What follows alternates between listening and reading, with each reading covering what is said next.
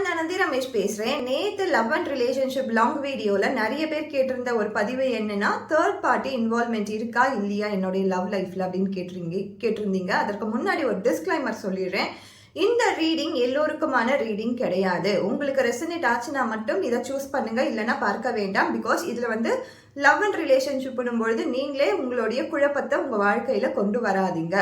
So உங்களுக்கு resonate ஆச்சுன்னா இந்த பதிவு உங்களுக்கானது தான். இன்டிடியூவாக நம்ம பார்த்துடலாம். நம்பர் 1 அண்ட் நம்பர் 2, இந்த 2 நம்பரில் உங்களுக்கு என்ன நம்பர் கூட உங்களுடைய எனர்ஜி சிங்க் ஆகுதோ, உங்களுடைய ஆரா எந்த நம்பர் கூட சிங்க் ஆகுதோ, உங்களுக்கு என்ன நம்பர் கூட உங்களுடைய தாட்ஸ், இப்போ நம்பர் 1 சூஸ் பண்ணலாம் ஆர் நம்பர் 2 சூஸ் பண்ணலாம் அப்படின்னு சொல்லி உங்கள் தாட்ஸ் சொல்லுதோ அந்த நம்பரை நீங்கள் சூஸ் பண்ணிக்கோங்க. உங்களுக்கான ரீடிங்காக ஒரு ப்ரீஃபான கிளியர் கட் ரீடிங்காக நம்ம பார்த்து தெரிஞ்சுக்கலாம். ஸோ நம்பர் யூனிவர்ஸ் கொடுத்துருக்க கார்ட்ஸ் பார்த்தீங்கன்னா ஒரு 4 கார்டு ரீடிங்காக பட்டுன்னு வந்துருச்சு. ஸோ இந்த 4 கார்ட்ஸில் ஃபஸ்ட்டு இருக்கக்கூடிய கார்டு என்னென்னா, the emperor, 3 of pentacle and ace of pentacle and justice card ரிவர்ஸ்டாக வந்திருக்கு. ஸோ தி எம்பரர் சொல்லக்கூடிய விஷயங்கள் என்ன அப்படின்னு நம்ம பார்த்தோன்னா, கட்டாயம் இந்த டாமினேஷன், நீண்ட நாட்களாக அவங்க கூட நல்லா பேசிகிட்டு இருந்திருப்பாங்க. இப்போ திடீர்னு பார்க்கும்பொழுது ரிலேஷன்ஷிப்பில் ஒரு கேப் இருந்திருக்கு, ஒரு கம்யூனிகேஷனில் ஒரு கேப் இருக்குது. இந்த கம்யூனிகேஷன் கேப்பை நீங்கள் ஃபில் பண்ணணும்னு நினச்சா கூட அதை ஃபுல்ஃபில் பண்ண முடியாத சூழ்நிலையில் போயிட்டுருக்கு. நீங்களே அவங்க கிட்ட போய் பேசணும்னு நினச்சாலும் அந்த இடத்துல அவங்க அந்த அளவுக்கு இன்ட்ரெஸ்டடாக அந்த கம்யூனிகேஷனை கொண்டு போக மாட்டேன்றாங்க. ஏதோ கடமைக்குன்னு பேசிகிட்டு இருக்க ஒரு சூழ்நிலையில தான் இருக்குது. இது பேச்சுவார்த்தை கூட கிடையாது. நீங்கள் வெளியில் போகணும்னு நினச்சாலுமே உங்கள் கூட வரக்கூடியவங்க கடமைக்காக தான் உங்கள் கூட வராங்க. அந்த ஒரு கிரிப்பான ரிலேஷன்ஷிப்பில் இப்போ நீங்கள் இல்லை, ஒரு லூஸான ஒரு ரிலேஷன்ஷிப்பில் தான் இருக்கீங்க. உங்களுக்கே உங்களுடைய சூழ்நிலை என்ன அப்படின்ட்டு புரியாமல் இருக்குது. ஸோ இதை வச்சு நீங்கள் உங்களுக்கு சுற்றி இருக்கவங்க கூட இதைத்தான் நீங்கள் ஷேர் பண்ணிகிட்டே இருக்கீங்க. ஏன் இப்படி நடக்கிறாங்கன்னு தெரியல, ஏன் என்ன ஆச்சுன்னு தெரியல, எது நடந்துட்டுக்குன்னு தெரியல அப்படின்னு இதை வச்சு தான் நீங்கள் பேசிகிட்டு இருக்கீங்க. ஆனால் இதில் 3 பேர் இருக்காங்க பாருங்க. இந்த 3 பேரில் உங்களை பற்றி தெரிஞ்சவங்களோ, உங்கள் காதலை பற்றி தெரிஞ்சவங்களோ, உங்கள் ரிலேஷன்ஷிப்பை பற்றி தெரிஞ்சவங்க தான் இதில் முக்கியமாக இன்வால்வ் ஆகியிருக்காங்க. அந்த தேர்ட் பார்ட்டி இன்வால்வ்மெண்ட்ன்றது அஃபயர் கிடையாது. யாரோ உங்களுக்கு தெரிஞ்சவங்க தான் இதில் மேனிப்புலேஷனில் இருக்காங்க.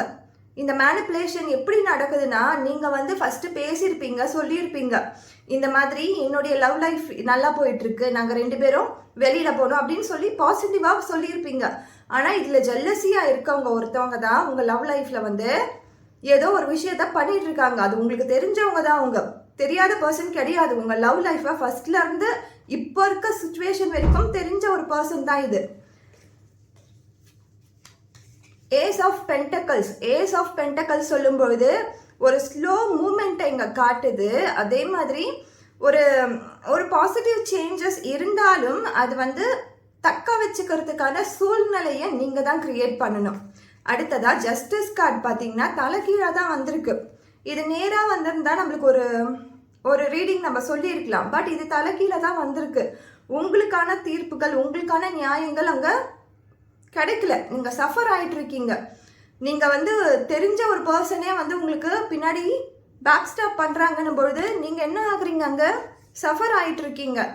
ஸோ இந்த சிச்சுவேஷனில் பார்க்கும்போது மேனிப்புலேஷன்ஸ் அதிகமாக இருக்குது. இது அஃபையரோ வேற ஒருத்தவங்க கூட அவங்க ரிலேஷன்ஷிப்பில் இருக்காங்களோன்றதை காட்டிடும்.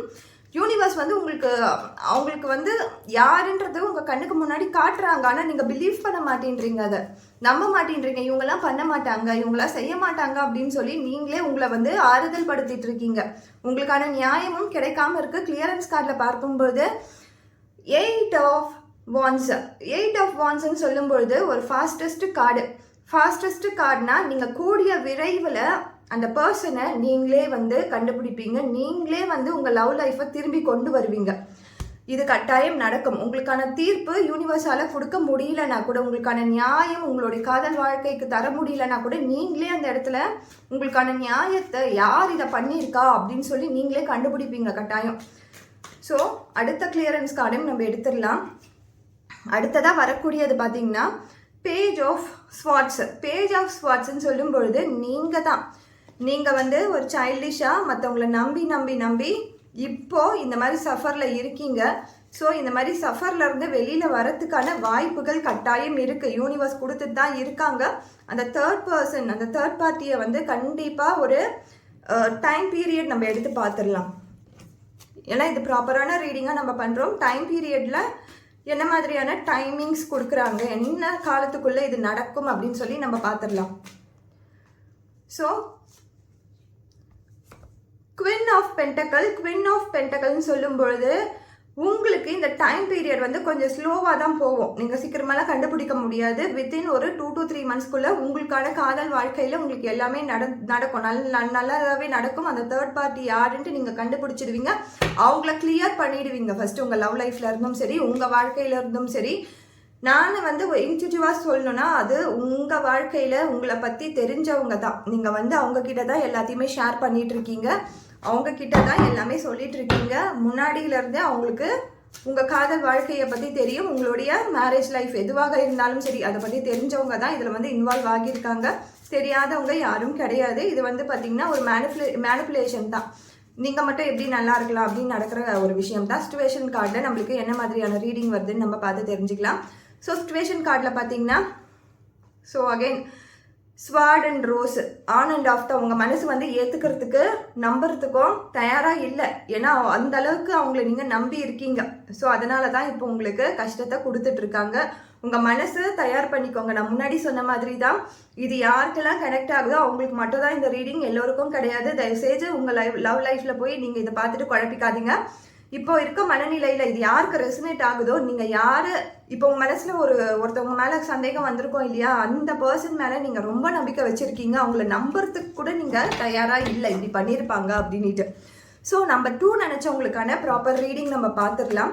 ஸோ அகெயின் நம்ம யூனிவர்ஸ் கிட்ட கேட்கலாம், உங்களுடைய லவ் லைஃப்பில் ஏதாவது ஒரு பிரச்சனை இருக்குது, யாராவது பர்சன் வந்து இருக்காங்க அப்படின்னும் பொழுது அவங்க உங்களுக்கு சொல்லக்கூடிய விஷயங்கள் என்ன, யூனிவர்ஸ் கொடுக்கக்கூடிய வார்த்தைகள் என்ன, கைடன்ஸ் என்ன அப்படின்னு நம்ம பார்த்து தெரிஞ்சுக்கலாம். ஸோ யூனிவர்ஸ் கொடுத்துருக்க ஆல்ரெடி பார்த்தீங்கன்னா ஒரு 3 கார்ட்ஸ் வந்திருக்கு. நீங்கள் உங்கள் லவ் லைஃப்பில் பார்த்தீங்கன்னா ஹார்மெட் மாதிரி தான் நீங்கள் தனிமையில் இருக்கீங்க. நீங்கள் வந்து காதல் வாழ்க்கையில் இருந்தாலும் சரி, திருமண வாழ்க்கையில் இருந்தாலும் சரி, நீங்கள் இதில் வந்து ஒரு தனிமையை பார்த்துட்டு இருக்கீங்க. பட்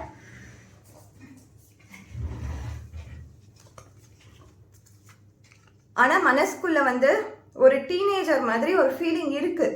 உங்களுக்கும் வந்து பல ஆசைகள் இருக்குது. என்னுடைய திருமண வாழ்க்கையில் இதெல்லாம் இருக்கணும், என்னுடைய பர்சன் என்கிட்ட இதெல்லாம் ஷோ பண்ணணும், இந்த மாதிரி இமோஷன்லாம் காட்டணும் அப்படின்னு சொல்லி உங்கள் மனசுக்குள்ளேயும் ஆசைகள் இருக்குது. எல்லோரும் ஹியூமன்ஸ் தானே. ஆனால் உங்கள் திருமண பந்தம் என்பது ஒரு நீண்ட கால உறவாக தான் இருக்க போகுது. நீங்கள் அடிச்சுப்பீங்க, நான் டிவோர்ஸ் பண்ணிடுறேன்னு சொல்லிட்டு கோர்ட் கேஸ் வரைக்கும் கூட போயிடுவீங்க. பட் நீங்கள் வந்து கண்டிப்பாக பிரியறதுக்கு வாய்ப்பே கிடையாது. ஏன்னா இந்த கார்டை பார்த்தாலே தெரியும், இது ஃபஸ்ட்டு கார்டாக வரல, மிடில் கார்டாக வந்திருக்கு. ஸோ ஆனால் உங்கள் லைஃப்பில் வந்து உங்கள் லவ் லைஃப்லேயோ சரி, மேரேஜ் லைஃப்லேயோ சரி, நீங்கள் வந்து லோன்லியாக ஃபீல் பண்ணாலுமே உங்கள் மனசுக்குள்ளே பல ஆசைகள் இருக்குது, பல கனவுகள் இருக்குது. திருமண உறவை பற்றியும் காதல் உறவை பற்றியும் பல ஆசைகள் இருக்குது. ஆனாலும் எனக்கு ஒரு ஏமாற்றம் இந்த லைஃப்பில் கிடச்சிருச்சு அப்படின்னு சொல்லி நீங்கள் அதில் வந்து வெளியில் போக மாட்டீங்க. நீங்கள் லவ் பண்ணுறவங்களும் சரி, நீங்கள் திருமணம் பண்ணியிருக்கிறவங்களும் சரி, அவங்களும் போக மாட்டாங்க. அடிச்சுப்பீங்க, சண்டை போட்டுப்பீங்க, காயம் வர மாதிரி கூட அழிதடிலாம் நடந்திருக்கும். ஆனால் அந்த உறவில் இருந்து நீங்கள் வெளியிலேயே போக மாட்டீங்க. ஸோ இதில் ஷேரிங் இருக்குது. உங்கள் 2 பேருக்குள்ளேயுமே நீங்கள் காட்டிக்காத அந்த பந்தம் உங்களுக்குள்ளே இருக்குது. நீங்கள் வந்து கொடுத்துட்டே இருக்கீங்க அப்படின்னு நினைக்கிறீங்க. நீங்கள் வந்து நான் வந்து இந்த உறவில் வந்து என்னுடைய அன்பையும் என்னுடைய இமோஷன்ஸையும் நான் கொடுத்துக்கிட்டே தானே இருக்கேன் அப்படின்னு சொல்கிறீங்க. நீங்கள் வெளிப்படுத்திக்கிட்டே இருக்கீங்க உங்கள் காதலை. ஆனால் புரிஞ்சிக்காம தான் இருக்காங்க. இந்த உறவு என்பது ஒரு ஓவன் மாதிரி நிட்டடான ஒரு விஷயம். ஒன்று இன்டர்லாக் ஆகிருக்கு. அந்த இன்டர்லாக்ல இருந்து வெளியில் வரத்துக்கான வாய்ப்புகள் கிடைச்சோ நீங்கள் வராமல் இருக்கீங்க. ஸோ இந்த உறவில் வந்து தேர்ட் பர்சன் இருக்காங்களா அப்படின்னு நம்ம கேட்டோம்னா இந்த உறவில் தேர்ட் பர்சன்லாம் கிடையாது. கிளியராக நம்ம சொல்லலாம், இல்லை தேர்ட் பர்சன்லாம் கிடையாது. பட் இந்த இமோஷன் அப்படின்றதும் கம்யூனிகேஷன் என்பதும் ரொம்ப வந்து டவுனாக இருக்குது. அந்த உறவில் இருந்து மீண்டு போகிறதுக்கான வாய்ப்பு இருந்தும் போகாமல் இருக்கீங்க. அவங்களும் உங்களை விடாமல் பிடிச்சிட்டு இருக்காங்க. உங்கள் இமோஷன்ஸை நீங்கள் காமிச்சிக்கிட்டே இருக்கீங்க, அவங்க வாங்கிக்கிட்டே தான் இருக்காங்க. அதுக்கு ரெசிப்ரோக்கலாக அவங்க எதுவுமே பண்ணல, உங்களுக்கு கொடுக்கவே இல்லை. ஸோ அடுத்ததா கிளியரன்ஸ் கார்டில் நம்மளுக்கு என்ன மாதிரியான கார்டு வருது அப்படின்னு நம்ம பார்த்துடலாம். ஸோ பேஜ் ஆஃப் கப்ஸு, இதுலேயுமே பார்த்தீங்கன்னா ஆல்ரெடி ஒரு பேஜ் வந்திருப்பாங்க. Page of வான்ஸு. ஸோ இது ரெண்டுமே வந்து ஒன்று பார்க்குற மாதிரி தான் இருக்குது. ரெண்டு பேஜுமே ஒன்றா தான் இருக்குது. உங்கள் ரெண்டு பேருக்குமே ஆசைகள் இருக்குது. உங்கள் ரெண்டு பேருக்குமே இமோஷன் வைஸில் ஒரு தேவை இருக்குது, நீட்ஸ் இருக்குது. ஆனால் அது ஃபுல்ஃபில் ஆகாமல் இத்தனை விஷயங்களும் நடுவில் இருக்குது. பணமாக இருக்கட்டும், இமோஷன் வைஸில் வந்து உங்களுக்கு தனிப்பட்ட இமோஷன் வைஸில் உங்களுக்கான ஒரு தனிப்பட்ட லைஃப்பில், அதாவது உங்களை சுற்றி இருக்கிறவங்களுக்காக நீங்கள் செய்கிற விஷயங்களாக இருக்கட்டும். இது வந்து ஹஸ்பண்ட் அண்ட் ஒய்ஃபோ ஆர் லவ்வர் கூட இருக்கிற அந்த இது கிடையாது, பந்தம் கிடையாது. உங்களை சுற்றி இருக்க உறவுகளுக்கே நீங்கள் செஞ்சிட்ருக்கீங்க ரெண்டு பேருமே. இந்த ஃபேமிலிக்கே செஞ்சிட்ருக்கீங்க. உங்களுக்கான டைம் என்பதை நீங்கள் கொடுக்கறது இல்லை. முக்கியமாக கார்டு காட்டுற விஷயமே அதுதான். உங்களுக்கான டைம்ன்றதை கொடுக்கறது இல்லை. நீங்கள் வந்து ஒரு மாதிரி லோன்லியாக நீங்கள் ஃபீல் பண்ணுறீங்கன்னு நினைக்கிறீங்களா, அதே தான் இவங்களும் ஃபீல் பண்ணுறாங்க. இவங்களும் அதே தான் எதிர்பார்த்துட்டு இருக்காங்க காதல் வாழ்க்கையில். பட் அது இன்னும் நடக்காமையே இருக்குது. இதில் புதுசாக ஒரு உறவுகள் வரத்துக்கு வாய்ப்பும் கிடையாது. அவங்க உங்களை விட்டும் கொடுக்க மாட்டாங்க, நீங்களும் அவங்கள விட்டுட்டு போகவும் மாட்டீங்க. ஸோ அகெயின் மறுபடியும் ஒரு கிளியரன்ஸ் கார்டு எடுத்து பார்க்கலாம். ஸோ கிளியரன்ஸ் கார்டு எடுக்கும்பொழுது இதில் ஹைப்ரஸ்னஸாக ஒருத்தவங்க வந்திருக்காங்க. ஒரு புதுசான ஒரு உறவு வந்திருக்கு. ஒரு புதுசான உறவு வந்திருக்கிறதான ஒரு இல்யூஷன் வேணால் க்ரியேட் ஆகிருக்கலாம். பட் இவங்க கைடன்ஸ் கொடுக்குறவங்களா தான் வந்திருக்காங்க. இவங்களும் உங்களுக்கு ஒரு நல்ல விஷயத்த சொல்கிறதுக்காக தான் வந்திருக்காங்க. உங்களுக்கோ சரி, உங்களுடைய பார்ட்னருக்கோ சரி, அவங்க வந்து வாழ்க்கையில் மூத்தவங்களா இருப்பாங்க, வயதில் மூத்தவங்களா இருப்பாங்க. ஒரு நல்ல விஷயங்களை சொல்கிறதுக்காக தான் வந்திருக்காங்க. ஆனால் அவங்கள பார்த்து நீங்கள் கோவப்படாதீங்க. அது வந்து நல்ல விஷயம் கிடையாது. ஏன்னா உங்கள் லைஃப் வந்து ரொம்ப ஸ்ட்ராங்காக இருக்குது. லவ் லைஃப் ரொம்ப ஸ்ட்ராங்காகவே இருக்குது. இதில் பிரிக்கிறதுக்கான வாய்ப்புகள் கிடையாது. ஆனால் என்னென்னா ரெசிப்ரோக்கலாக எதுவுமே கிடைக்காம இருக்குது. ரெண்டு பேருக்குமே இருக்கிற நீட்ஸ் என்னன்னு சொல்லி உங்களுக்கே தெரியாமல் இருக்குது. இந்த வயசு போச்சுன்னா இதெல்லாம் அனுபவிக்க முடியாதுன்னு சொல்லுவாங்க இல்லையா, அந்த பழமொழி மாதிரி தான் உங்கள் லைஃப் போயிட்டுருக்கு, வாழ்க்கை போயிட்டுருக்கு, ஏஜ் போயிட்டுருக்கு. ஆனால் நீங்கள் எதுவுமே அனுபவிக்காமல் இருக்கீங்க. ஸோ கரண்ட் சிச்சுவேஷன் கார்டு என்ன வருது அப்படின்னு நம்ம பார்த்து தெரிஞ்சுக்கலாம். ஸோ கரண்ட் சிச்சுவேஷனில் நான் 2 கார்ட்ஸ் பிக் பண்ணியிருக்கேன். ஸோ மீட்டிங் அண்ட் காஃபி கப்புனாலே ஒரு டேட் போகிறதுக்கான ஒரு வாய்ப்பு தான். ஸோ லவ் எல்லாம் பண்ணி ரொம்ப வருஷமாச்சு, மேரேஜ்லாம் பண்ணி ரொம்ப வருஷமாச்சு, இதுக்கு மேலே டேட்டிங் எங்கே போகிறது அப்படின்னு கேட்டிங்கன்னா நீங்கள் தான் அதற்கான டைமை உருவாக்கணும். உங்களுக்கான டைம், ரெண்டு பேருக்குமே நீட்ஸ் இருக்குது, அதை ஃபுல்ஃபில் பண்ணுறதுக்கான டைமை க்ரியேட் பண்ணுங்கள். So girl with a snake, நம்ம அதை ஹைப்ரசனர் பண்ண சொன்ன மாதிரி தான். அவங்க வந்திருக்காங்கனாலும் அவங்க உங்கள் மனசில் ஒரு உறுத்தல் இருந்தாலும் அவங்க உங்களுக்கு பாதகமாக எதுவும் செய்ய மாட்டாங்க. நீங்கள் இதை பற்றி ரொம்ப கன்ஃபியூஸ் பண்ணி ஓவர் திங்கிங் பண்ணிக்காதீங்க. எல்லாம் நல்லதாகவே நடக்கும். ரொம்ப ஸ்ட்ராங்கான இமோஷன்ஸ் தான் இருக்குது. Thank you so much.